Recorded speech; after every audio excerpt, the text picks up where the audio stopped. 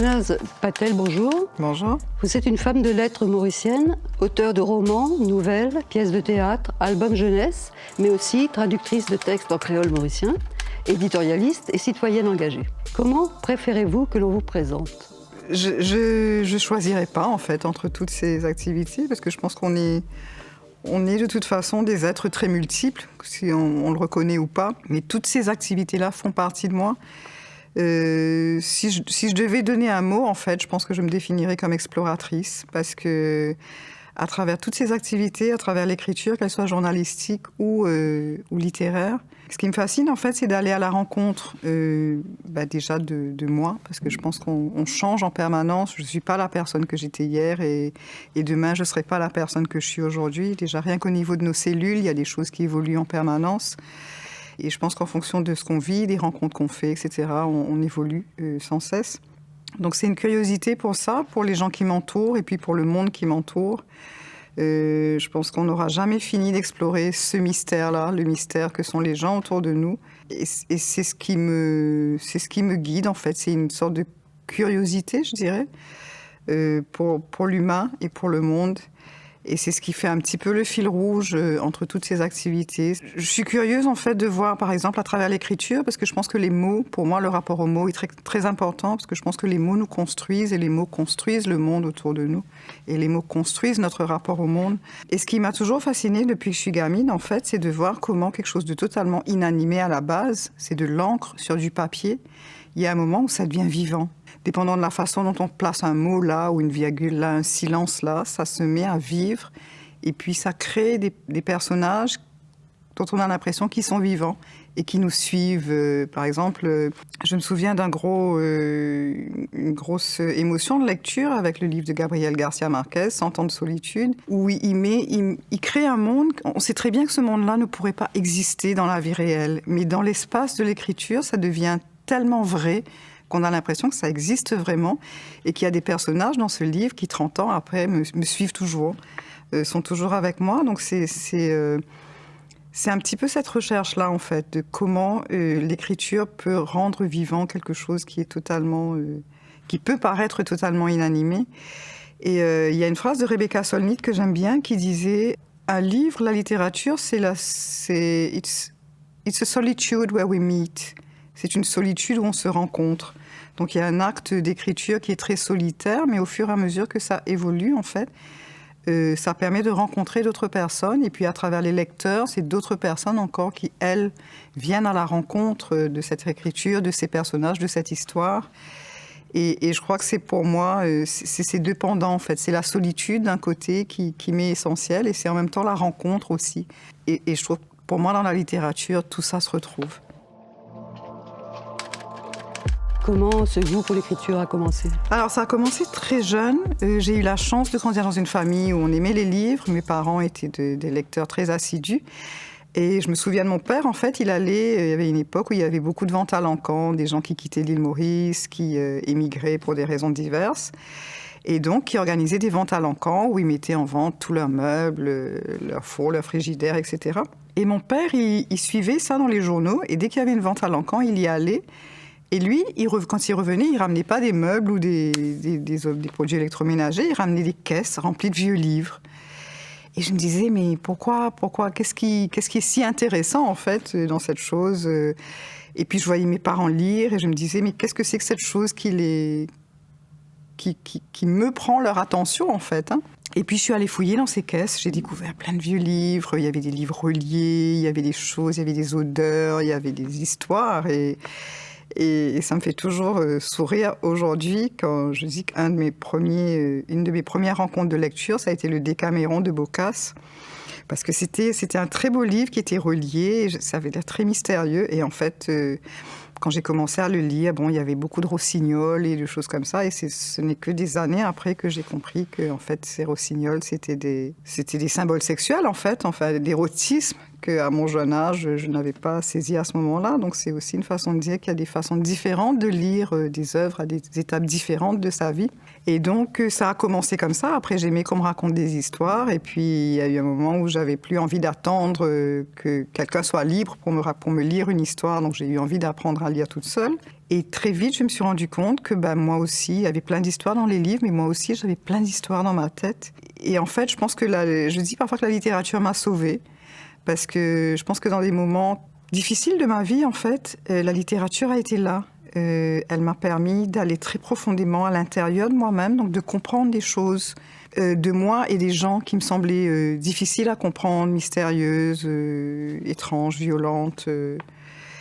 Et en même temps, ça m'a permis de sortir, parce que c'est ce double mouvement de la littérature, en fait, de permettre d'aller très profondément à l'intérieur de soi et en même temps de permettre de sortir de soi pour aller à la rencontre de personnes et de lieux qu'on n'aurait peut-être jamais rencontrés dans la vie réelle. Je dis souvent qu'on peut vivre à côté de quelqu'un pendant très longtemps et s'apercevoir un jour qu'on ne connaît pas cette personne.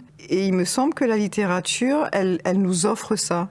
Il suffit de prendre un livre sur une étagère, quelque part dans une bibliothèque, une librairie, chez quelqu'un, d'ouvrir ce livre, de se mettre à le lire et tout de suite, on pénètre à l'intérieur des gens et d'une façon que la vie ne nous offrira peut-être pas.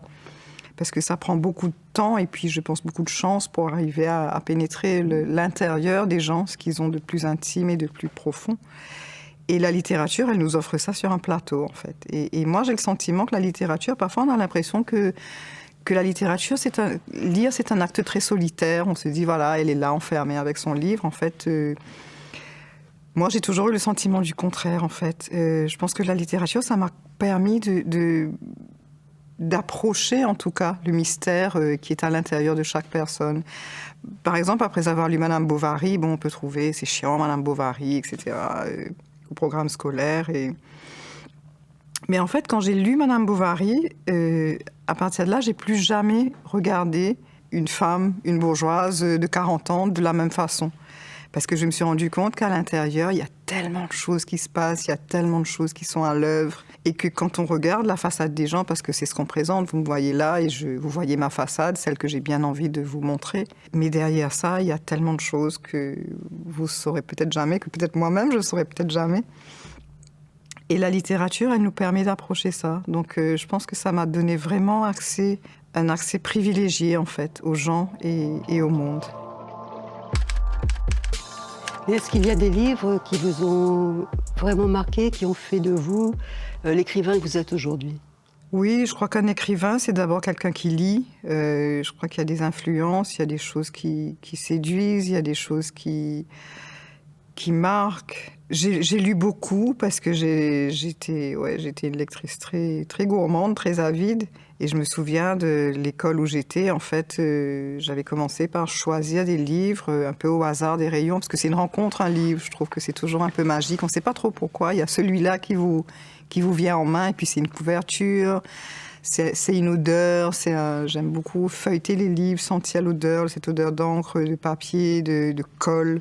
Et c'est un petit peu ma Madeleine de Proust, en fait. Ça m'arrive aujourd'hui de trouver un livre, de l'ouvrir, de le sentir, et puis d'être ramenée dans mon enfance, parce que ça me rappelle l'odeur d'un livre que j'avais à l'école ou des choses comme ça. Et c'est vrai que j'aime... Il y a des livres... c'est très divers, en fait. Je ne peux pas dire que j'ai un livre de chevet. Je sais qu'il y a des gens qui ont un livre de chevet, mais j'ai l'impression... moi, j'ai des tours de livres autour de moi, et j'ai toujours l'impression que j'aurai jamais assez de temps pour lire tous les livres que j'ai envie de lire. Donc il y a peu de livres sur lesquels je reviens forcément, parce qu'il y a tellement de choses à découvrir en fait. Mais c'est vrai que j'aime beaucoup la littérature sud-américaine. Je trouve qu'il y a une espèce de magie en fait dans cette littérature. Garcia Marquez, bien sûr. J'aime beaucoup les livres des auteurs indo-anglophones aussi. Salman Rushdie, pour moi, c'est un grand... Les Enfants de minuit de Salman Rushdie, c'est une œuvre qui me marque beaucoup et qui m'accompagne toujours, parce que c'est une façon de raconter l'histoire, parce qu'en fait, il parle d'une époque charnière de l'histoire de cette partie du monde, la partition entre l'Inde et le Pakistan, à travers des personnages qui sont d'une totale... fantaisie, en fait. Ouais, je pense que c'est ce que j'aime aussi dans la littérature. C'est une part de fantaisie que je retrouve dans ces œuvres d'écrivains comme Salman Rushdie et puis Arundhati Roy, par exemple. The God of Small Things, pour moi, c'est un livre...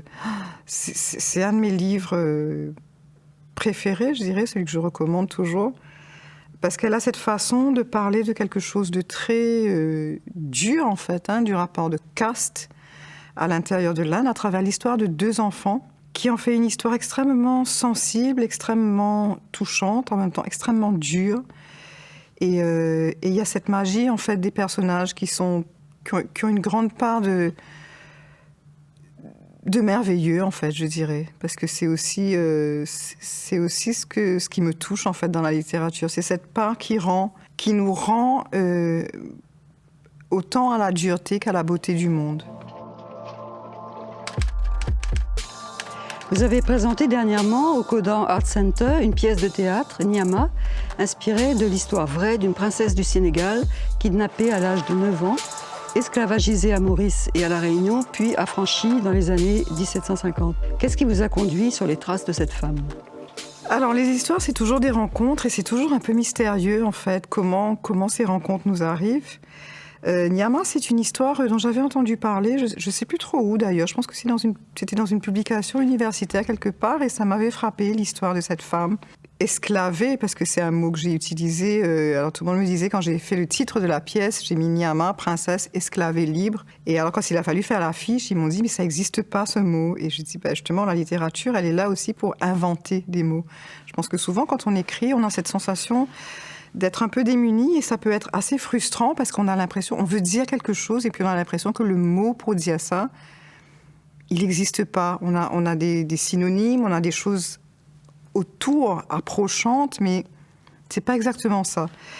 Et je pense que c'est intéressant de pouvoir créer des mots. Il y a beaucoup d'auteurs qui l'ont fait, et puis après ces mots entrent dans le langage. Et c'est une des fonctions aussi de la littérature, c'est d'approfondir, en fait, d'élargir notre rapport au monde à travers les mots que nous utilisons. Et ce mot esclavé, pour moi, il était extrêmement important parce que c'était une façon de dire que esclave, pour moi, c'est pas un statut. Elle a été réduite en esclavage, elle a été mise en esclavage, mais c'est pas son identité, en fait. Et Nyama, je trouve que pour moi, c'est un symbole de toute la richesse, en fait, de l'histoire de notre région, de l'histoire de notre pays et de tout ce que nous n'en savons pas. Pour des raisons diverses, parce qu'on ne veut pas savoir, parce qu'on ne veut pas que nous sachions, parce que c'est très vaste. Et il y a une part de merveilleux pour moi dans cette histoire, parce que c'est une histoire extrêmement dure. C'est l'histoire d'une fillette qui, à 9 ans, est emmenée comme esclave. Ensuite, elle va passer à l'île Maurice, elle va aller à l'île de la Réunion. Elle est rachetée par un homme, en fait, qui vient de France. C'est un peu un homme des Lumières, si on peut dire, et il s'intéresse à ce qu'écrit Rousseau, etc. Et clairement, il va avoir une relation entre cette jeune femme et cet homme qui va perdurer, et il va la franchir. En fait, elle va être une des toutes premières femmes à franchir l'île de la Réunion, presque un siècle avant l'abolition de l'esclavage, qui est quand même assez extraordinaire. Et elle va donner naissance à un enfant qui va être un enfant métis et qui va être un des plus grands scientifiques de son époque. C'est le premier homme de couleur à être admis à l'Académie française, et ses travaux, il s'appelle Lillet Geoffroy. Et ses travaux, en fait, vont être salués par des scientifiques du monde entier comme étant extrêmement novateurs. Et tout le monde va se demander, mais comment ça se fait que cet enfant, qui est né dans cette île d'une mère esclave, qui n'est jamais allé en Europe, il sache tout ça, que même des scientifiques européens ne savent pas. Et on parlait beaucoup de son rapport à son père, en fait. Et moi, il me semblait qu'il y avait des choses dans ses travaux par rapport parce qu'il a été astronome, botaniste, géographe, cartographe, etc. Et j'avais l'impression qu'il y avait des choses dans son rapport avec sa mère, parce qu'ils étaient très proches, et que une part de sa science venait de là, en fait, de son rapport aux plantes, de son rapport aux étoiles, de son rapport à la nature, etc. Et j'ai eu envie d'explorer cette histoire, et elle est extrêmement riche parce qu'elle nous renseigne beaucoup sur un passé, en fait, qui n'est pas très lointain de nous et qui fait partie de ce que nous sommes aujourd'hui. Pour moi, travailler sur cette histoire, ça m'a permis d'approcher et peut-être de comprendre un peu de ce qu'est l'île Maurice d'aujourd'hui. Je pense qu'il y a beaucoup de choses qu'on ne veut pas se dire, en fait. On se rend très bien compte tout de suite, quand on se plonge un peu dans les documents d'époque, que c'était pas totalement une époque en noir et blanc. Il y avait c'était une époque très complexe. C'était une époque où il y a des esclaves qui ont possédé des esclaves.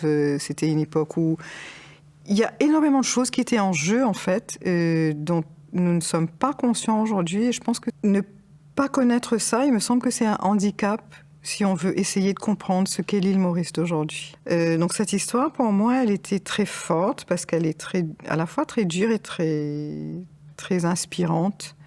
Et ça a été intéressant de voir comment, parce qu'on a tenu, c'est une pièce tout public, mais je tenais beaucoup à la partager avec des jeunes, avec des étudiants. À La Réunion, on l'a joué devant énormément de jeunes. À Maurice, quand on l'a joué devant 600 étudiants. Et les retours qu'on a eus, les réactions étaient extrêmement intéressantes. Je veux dire, après la pièce, ils sont restés pendant plus d'1 heure à poser des questions, à discuter, à se dire, ouais, ça fait partie de notre vie, ça fait partie de notre pays, et on ne le savait pas, et on ne nous en a jamais parlé. La littérature, elle a aussi cette fonction-là, je trouve, de permettre de donner chair à l'histoire. Et ça, c'est extrêmement important. Pour revenir sur vos inspirations et vos diverses inspirations, dans vos 2 premiers romans, Le Portrait Chamarel et Sensitive, vous mettez en scène des personnages fictifs. Puis, à partir du 3e roman, Le Silence des Chagos, vous racontez l'histoire de la déportation des Chagossiens à travers les yeux de Charles Héziat, qui a réellement existé. Dernièrement, vous avez écrit également le scénario de l'histoire de Maurice en BD, en collaboration avec l'historien Jocelyn Chanlao, puis donc, en 2019, Niama. Quelle est votre intention derrière ces récits historiques ? Est-ce que pour vous, c'est une nouvelle route sur le chemin de l'écriture ? Je ne sais pas si c'est une nouvelle route, je m'en éloignerai peut-être dans mes prochains ouvrages. Mais en tout cas, c'est une source passionnante, c'est une source, je ne dirais pas intarissable, mais elle est riche. Et je crois que l'histoire, en fait, on peut aborder des faits historiques de différentes manières, mais il me semble que l'aborder à la littérature, ça permet justement de donner du sang et de donner de la chair et de donner des tripes et de donner du cœur. Quand on apprend l'histoire, on l'apprend de façon très détachée, entre guillemets, et c'est la fonction des historiens, c'est pas de prendre parti. Et souvent, on aborde l'histoire comme une suite de dates et comme une suite de faits.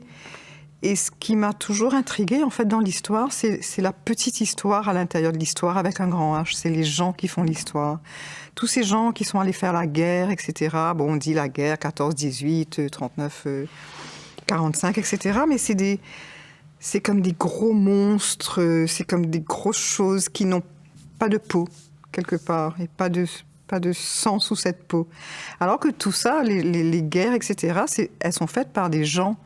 Ceux qui ont décidé de déclencher des guerres, ce sont des êtres humains, souvent des hommes d'ailleurs, qui ont un vécu. Et souvent, ce vécu explique aussi pourquoi ils se lancent dans ces guerres, parce que souvent, on le voit même dans l'histoire de Maurice, il y a eu des affrontements, des conflits, etc., qui sont nés de rivalités amoureuses, par exemple.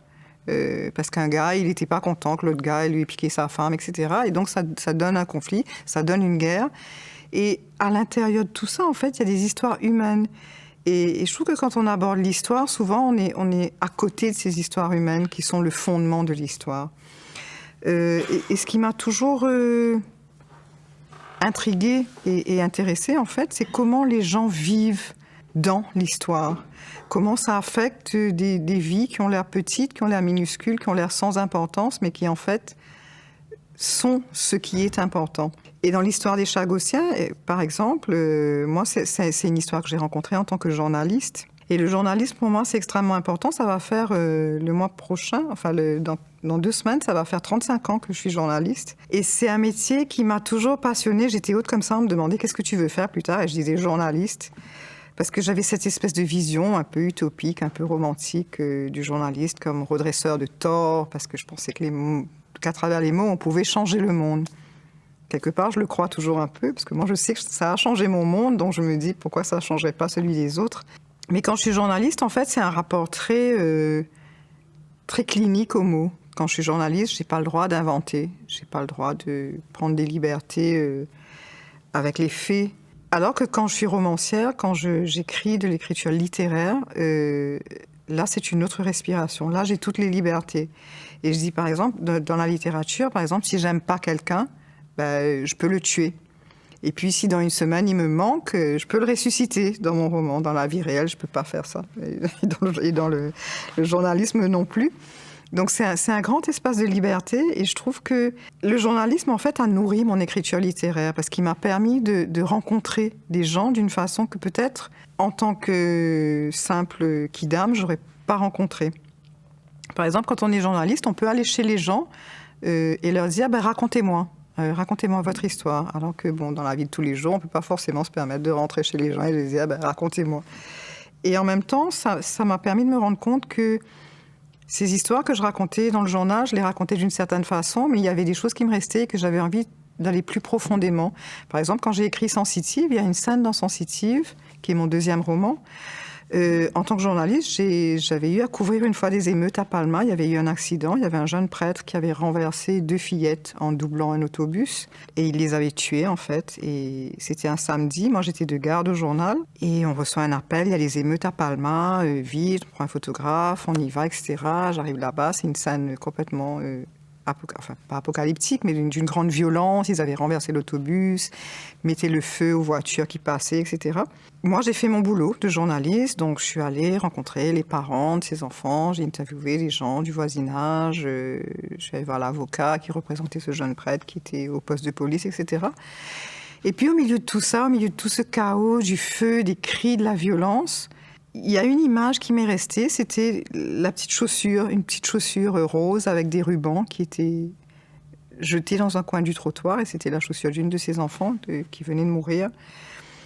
Et donc après, je suis rentrée au journal, il était 10h du soir, j'ai écrit mon texte, etc. Et puis je suis rentrée chez moi, il devait être minuit, et j'arrivais pas à dormir et cette chose me tournait dans la tête et ça me restait là et ça me restait là. Et des années après, quand j'ai écrit Sensitive, il y a cette image de cette petite chaussure d'une enfant qui m'est revenue.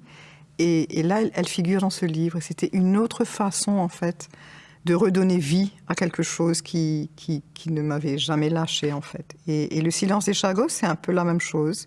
C'est une histoire que je rencontre alors que je suis journaliste.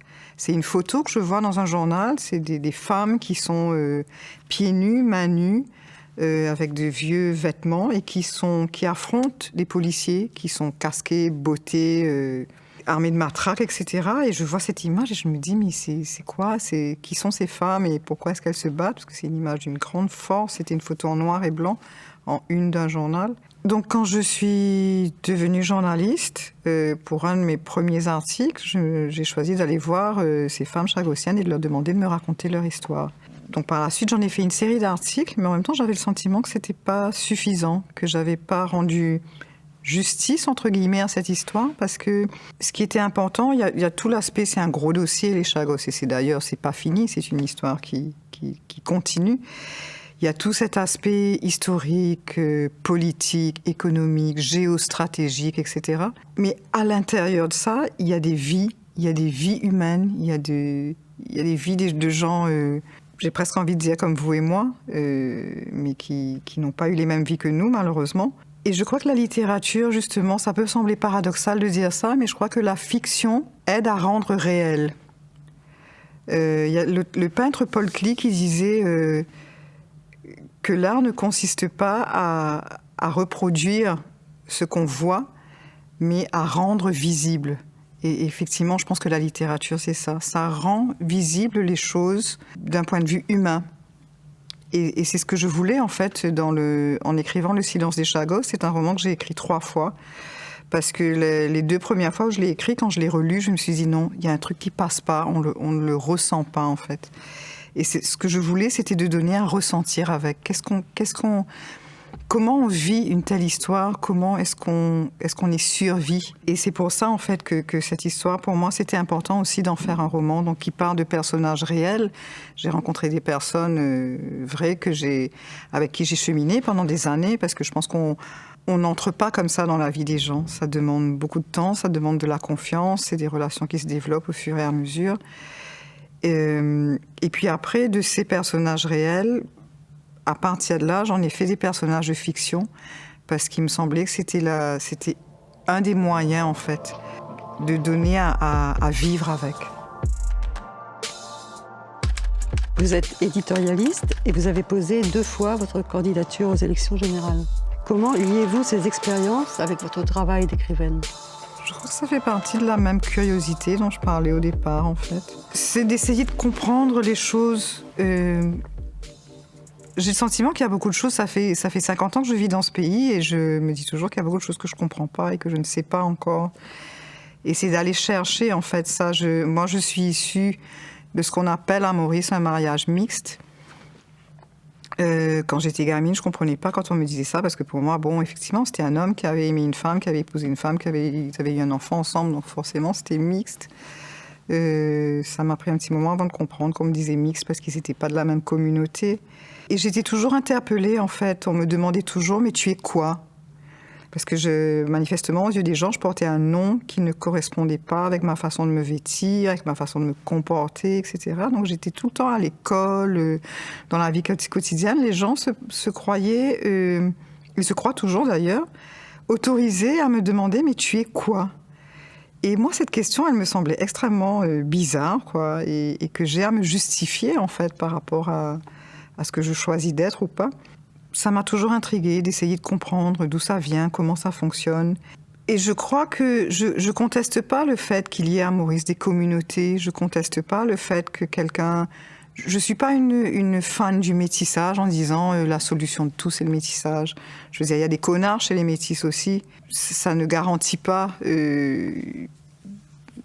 la bonté, l'intelligence ou la beauté. Je veux dire, il y a des cons partout, quoi, hein. J'ai toujours du mal à comprendre qu'en fait, on veuille nous limiter à ça. Qu'il faut être de telle communauté pour pouvoir être Premier ministre, qu'il faille être de telle communauté pour pouvoir faire telle chose, avoir telle place, avoir tel job, avoir tel... c'est quelque chose contre lequel je m'insurge profondément. Et comme je disais, quelqu'un a le droit. Je ne dis pas qu'il ne faut pas que les communautés existent. Quelqu'un a le droit de se considérer hindou et de se dire hindou ou musulman ou créole, etc. Mais ce que je ne conçois pas et ce que je n'accepte pas, en fait, c'est que notre représentation politique soit sujette à ce critère-là. Et c'est le cas, parce que pour pouvoir être candidat aux élections législatives à Maurice, pour pouvoir être député à Maurice, il faut remplir un formulaire où on dit à quelle communauté on appartient. Et moi, je me suis toujours dit, mais si j'ai besoin de faire ça, je mets quoi ? Parce que j'appartiens à aucune communauté en particulier. Et donc, je vis dans un pays qui ne me permet pas de dire que je suis mauricienne s'il s'agit de représentation politique. Et ça, pour moi, c'est un non-sens. Et c'est pour ça que j'ai choisi de poser ma candidature à 2 reprises, en sachant très bien que cette candidature allait être rejetée parce que j'allais refuser de décliner une identité communale. Et le but, justement, c'était de contester cette obligation, donc d'aller devant le Privy Council dans un premier temps, avec 104 autres personnes qui avaient fait la même démarche, et puis devant les Nations Unies, qui finalement ont donné un jugement qui allait dans notre sens en disant au gouvernement mauricien, il faut que vous revoyiez votre constitution, parce que clairement, elle prive un certain nombre de citoyens mauriciens de leurs droits. Après, je pense que dans mon écriture, il y a une artiste finlandaise, je ne me souviens plus tout à fait le nom, elle disait tout est autobiographique en fait. Elle est peintre, mais elle dit un portrait, une nature morte, tout est autobiographique. Parce que pourquoi est-ce qu'on choisit de représenter telle chose plutôt que telle autre? Pourquoi est-ce que je choisis d'écrire telle histoire? Pourquoi je choisis d'écrire l'histoire des Chagossiens ou l'histoire de Nyama plutôt que telle autre histoire? Parce que je pense que ça répond à des choses très profondes à l'intérieur de nous, dont on a envie de parler, qu'on a envie de mettre sur le tapis, qu'on a envie d'interroger. Et je pense qu'effectivement, mon écriture littéraire, elle se situe dans ce prolongement-là. Et c'est quelque chose qui, je pense qu'à travers, si j'essaye de voir un fil rouge, en fait, dans ce que je fais, c'est autour de la question de l'identité, je pense. Comment on se définit soi-même, comment les autres nous définissent. Et comment est-ce qu'on trouve sa place autant à l'intérieur de soi que dans le monde? C'est un petit peu la question que je me pose en permanence, en fait, et je pense que c'est ce qui se retrouve autant dans mon engagement citoyen que dans mon écriture, qu'elle soit journalistique ou littéraire. Nouvelles, romans, théâtre, albums jeunesse, éditoriaux de presse, traductions. Quel est le genre littéraire dans lequel vous vous sentez le plus à l'aise pour vous exprimer? Dans quel genre littéraire vous sentez-vous le plus près de qui vous êtes, Shehnaz Patel? Je pense que ça dépend de qui je suis à quel moment, en fait. Parce que comme je disais au début, je pense que Pour moi, un être humain, c'est quelqu'un de mouvant en permanence. On a l'impression, voilà, on est constitué, on voit notre corps, notre chair, nos os, etc. Mais en fait, on est constitué à 70% d'eau. Et l'eau, c'est quelque chose de mouvant. Je pense que c'est quelque chose qui bouge en permanence et ça peut être insécurisant, en fait, de se dire, voilà, que on change tout le temps. Mais en fait, je pense que c'est ce qu'on est. Je pense qu'on est, même si on n'accepte pas toujours de le reconnaître, je pense que nous sommes des êtres multiples et mouvants. Et il y a des moments où, pour moi, c'est l'écriture journalistique qui me convient le mieux. Et il y a des moments où c'est l'écriture d'histoires pour enfants qui me convient le mieux. Et il y a des moments où c'est le roman. C'est l'air du temps, en fait, pour moi. C'est quelque chose de très mystérieux, comme je disais au début. Je pense qu'il n'y a pas de choses très définies. Là, je suis en train de travailler sur un projet. J'ai envie de planter un livre, en fait. Parce que je voyais au Japon, ils ont créé un papier qu'on peut planter. Après avoir lu le journal, par exemple, qui est imprimé sur ce papier, au lieu de le jeter, on peut le planter. Parce qu'il y a des graines dans ce papier et ce papier pousse. Et je trouve ça tellement beau. Et donc là, j'ai envie de travailler sur un livre qui serait un conte, pas seulement pour enfants, parce que moi, je trouve que les contes, c'est pour les adultes aussi. Et qu'à la fin de ce livre, en fait, on pourrait le planter. Et que ça pousserait, que ça donnerait... une plante, une fleur, un arbre, des graines, des fruits, peu importe. Oui, c'est quelque chose de... C'est pour dire qu'en fait, pour moi, l'écriture, c'est toujours quelque chose de vivant. Et comme tout ce qui est vivant, ça se transforme, ça mute, ça change. Donc, j'aurais pas envie, en fait, de me limiter à une chose, d'avoir à choisir une chose. Je veux tout. Et puis voilà. Merci. Merci.